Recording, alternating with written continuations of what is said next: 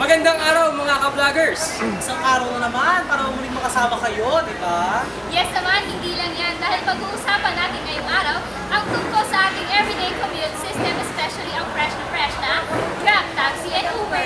Tama kayo dyan guys, no? At ang lahat ng yan ay dito lamang sa Pressman Chronicles TV!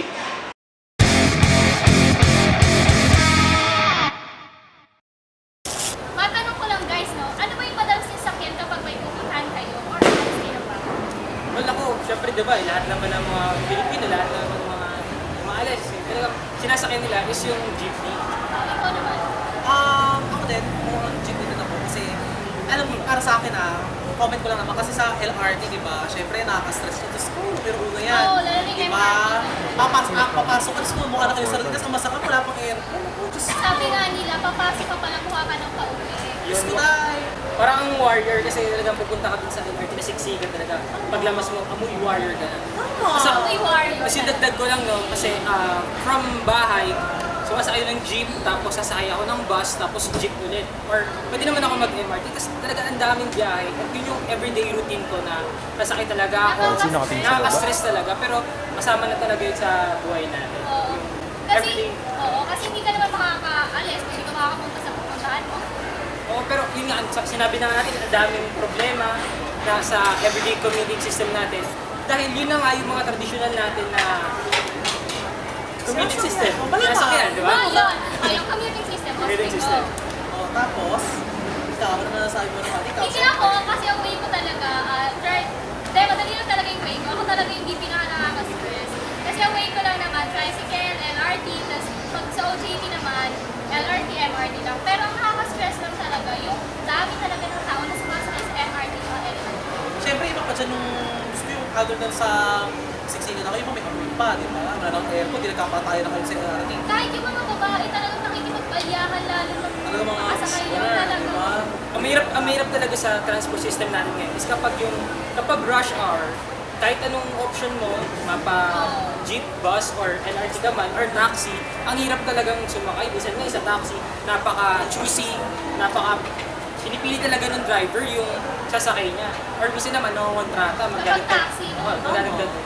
Kaya ngayon, may nauuso ngayon na bago naman na transport system. At ito na nga yung tinatawag nilang Grab Taxi, Grab Car, or yung tinatawag din na Uber.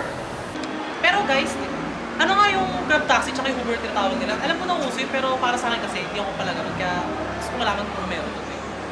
Alam mo, Radzi, magandang tanong yan. Alamin natin yan sa ating Fact News.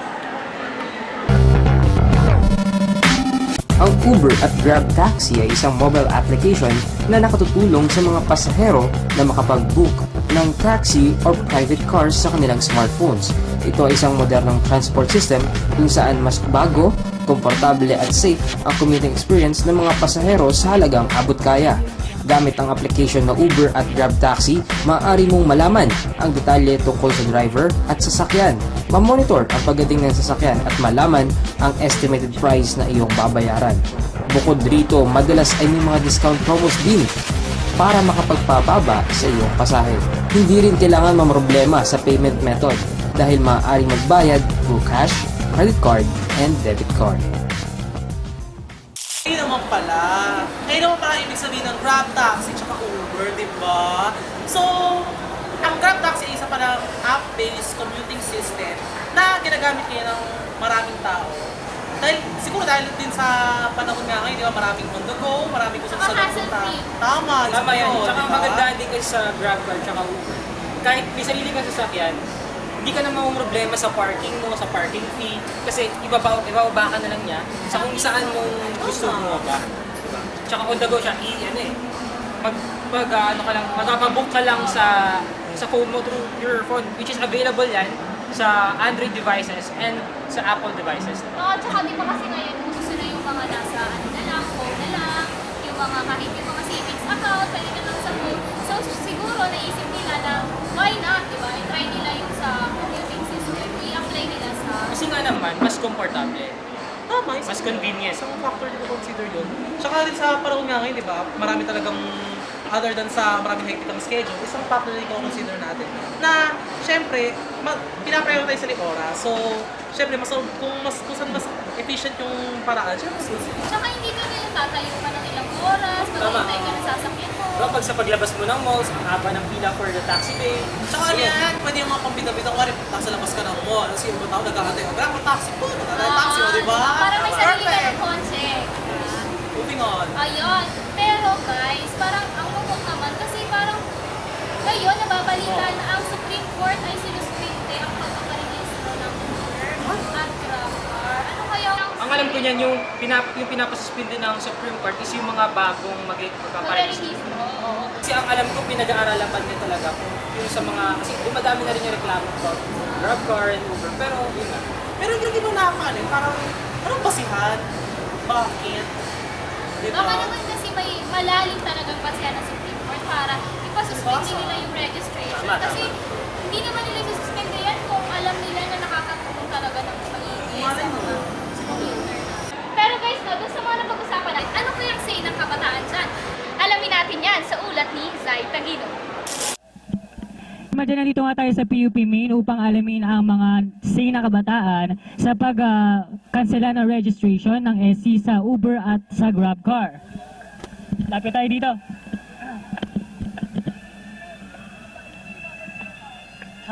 Ate, pwede po kayo ma-interview? Thank you po. Ano po masasabi niyo sa pagsuspindi po ng SC sa registration po ng GrabCar at ng Uber? Okay lang naman kasi as long as para naman yun sa safety ng mga customer ng Uber, okay lang yun. At least nare-review kung paano yung mga legalities para na rin na dun sa safety ng mga commuters. Kayo po ate. Parang para sa akin hindi siya maganda kasi 'di ba maraming mga taxi, yung Grab taxi po ba 'yon?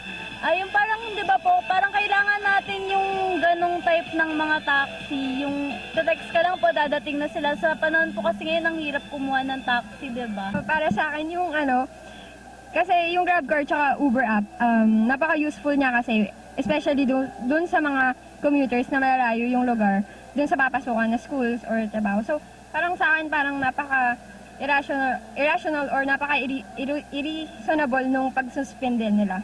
Kasi useful yun, helpful yun sa transportation. Tsaka kahit na gano'n na sabihin natin na medyo mataas yung fare ng taxi, at least medyo mapapadali yung transportation ng mga commuters. So yun, parang hindi ako pabor na i-suspende nila yung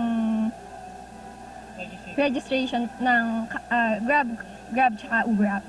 Kayo po ba gumagamit po kayo ng GrabCar or Uber? No, pero kasi may mga kakilala akong naggaganon.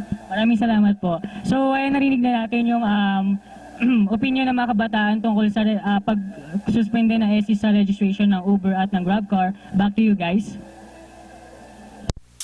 Ayun na nga, napaka-importante naman para talaga ng GrabCar, di ba? Tsaka ng Uber din. Tapos, ang alam ko rin, may iba rin silang mga features na binibigay, di ba? Yes, tama ka dyan. Dyan nga pumapasok yung Grab Express. Kung saan napakahalaga yung Grab Express sa in sector of business dahil yung product mo, imbis na ikaw yung mag-deliver gamit yung sasakyan mo, pwede mo mag-deliver gamit yung kanilang mga motorcycles. Which is nakaka-save ng time dahil ikaw yung mag-effort. Ibigay mo lang sa kanila, i-drop mo lang. Tapos sila, i-deliver nila door to door. Oo, at saka ang ano pa sa Uber at saka GrabCar, hindi lang cash payment yung tinatanggap nila. Pwede yung credit card, ATM card, associated with your account. At ito pa, balita ako, meron daw din silang tinatawag na Graba Heli ba yun? Yes, yung Oo. helicopter. Yeah, di ba? Like sabi ko, oh my God, pasabog sila. Meron pala silang helicopter, di ko Oo, kasi kinaya. parang inisip nila na by Grab Heli, makakaiwas talaga sa traffic Siyempre. yung mga natin, Diba? mga kapwa nating commuter. Kasi tingnan niya, no? Improve yung features ng Grab Taxi. Which is siguro, hindi natin alam, in near future, baka talagang pag nag-improve to, mas maapektuhan pa nito yung, in a good way, yung business sector, yung education sector, at kung ano pa sa ating pang araw-araw na buhay. Tsaka, di ba, so may helicopter na, may car na, malay nyo, in the near future, hindi lang helicopter yan, baka meron ng jet, airplane, ship, di ba? Tama. Ganon.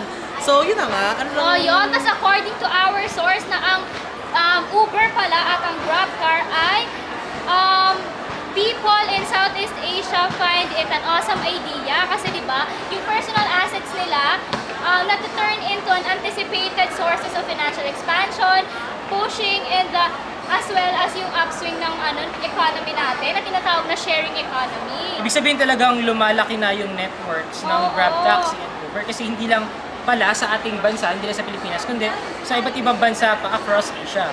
Oo, Pero tas, wait, meron na bang sa ibang bansa other than sa Asia na may ganyan? Or sa Asia lang talaga may ganyan? Yes, kasi ang Grab Marami Taxi, na, iba marami sa ibang na bansa meron. talaga galing. Okay. at as according pa sa kanila, yung business and financial news according to Forbes, estimated that the revenue flowing through the share economy directly into people's wallets would exceed the amount into 140 billion into 2013 pa lang yun ha, with a growth exceeding Sabi, 25%. So, ang laki din talaga ng impact Ang niya laki sa talaga ng natutulong ng contribution niya sa business ng Malay nyo naman, siguro, sa atin naman ngayon papatok na rin siya. So, pag tumagal-tagal, malay nyo, bawat Pilipino nagkagawa. Hindi lang pala ang tulong niya is hindi lang pala ang tulong niya sa sa ang tawag ng efficiency. Yon, hindi lang yun. Ayun. Hindi lang pala sa efficiency kundi pati sa economy natin. And that's all mga ka-vloggers. Just keep in mind that this Christmas season, maging matalino tayo sa ating everyday commuting style. Yes, isipin natin kung saan mas mabilis, komportable at safe. At dahil dyan, samahan niyo po ulit kami sa aming next episode. Ako nga po pala si Radzi. Ako naman si Leonard. And Manse. At ito Pressman Chronicles TV!